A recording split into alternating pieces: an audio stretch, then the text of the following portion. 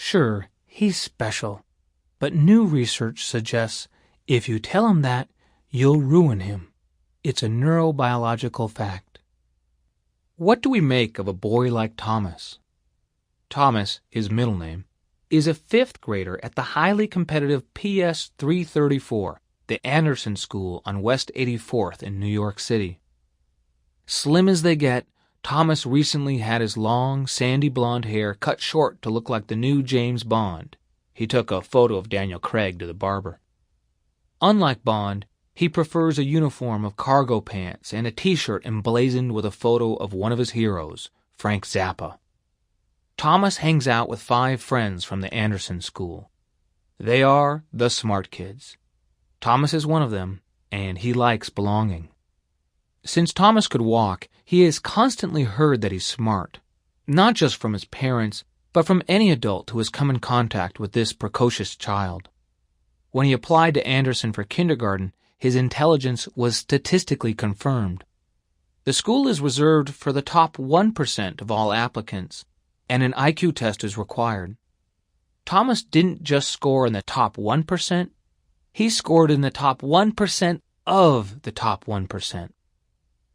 But as Thomas has progressed through school, this self-awareness that he's smart hasn't always translated into fearless confidence when attacking his schoolwork. In fact, Thomas's father noticed just the opposite. Thomas didn't want to try things he wouldn't be successful at, his father says. Some things came very quickly to him, but when they didn't, he gave up almost immediately, concluding, "I'm not good at this."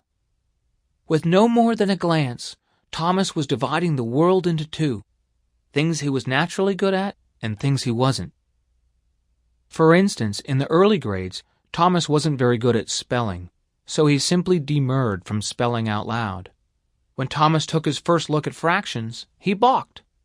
The biggest hurdle came in 3rd grade. He was supposed to learn cursive penmanship, but he wouldn't even try for weeks. By then, his teacher was demanding homework be completed in cursive. Rather than play catch-up on his penmanship, Thomas refused outright. Thomas's father tried to reason with him.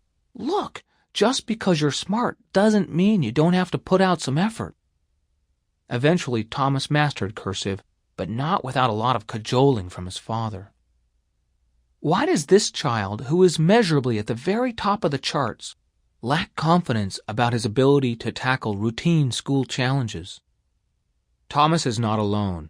For a few decades, it's been noted that a large percentage of all gifted students, those who score in the top 10% on aptitude tests, severely underestimate their own abilities.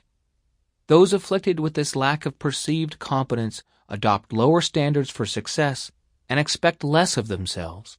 They underrate the importance of effort, and they overrate how much help they need from a parent. When parents praise their children's intelligence, they believe they are providing the solution to this problem. According to a survey conducted by Columbia University, 85% of American parents think it's important to tell their kids that they're smart. In and around the New York area, according to my own admittedly non-scientific poll, the number is more like 100%. Everyone does it, habitually. "You're so smart, kiddo," just seems to roll off the tongue. Early and often, bragged one mom of how often she praised. Another dad throws praise around every chance I get. I heard that kids are going to school with affirming handwritten notes in their lunchboxes, and, when they come home, there are star charts on the refrigerator. Boys are earning baseball cards for clearing their plates after dinner, and girls are winning manicures for doing their homework. These kids are saturated with messages that they're doing great, that they are great, innately so. They have what it takes. The presumption is that if a child believes he's smart, having been told so repeatedly, he won't be intimidated by new academic challenges. The constant praise is meant to be an angel on the shoulder, ensuring that children do not sell their talent short.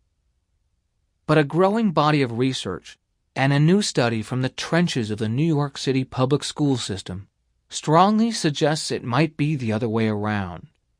Giving kids the label of smart does not prevent them from underperforming, it might actually be causing it.